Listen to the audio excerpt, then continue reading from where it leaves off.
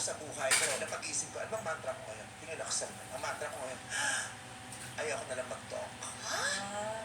So, ibig sabihin, tahimik ka pa, ya. Pumasok ako ngayon din, sabi ko mag-observe lang ako, ayoko mag-talk. Observe yun, ha? Magsalita kayo, ayoko Hindi, mag-talk. takot mo nakikita. Wala na kami masasabi ko. Sabi mo, na-observe mo na lahat. Nanahimik nga silang dalawa. Okay, so, doon nagsimula ang chit-chat sa Facebook. Kailan mo siya niligawan? Yan. Hindi ko po siya niligawan. Oh my God! Wait lang. Hindi ka nagpaligaw. Nagpakulot ka lang pero hindi ka nagpapaligaw. Hindi ka niligawan. Ano po, parang pakiramdam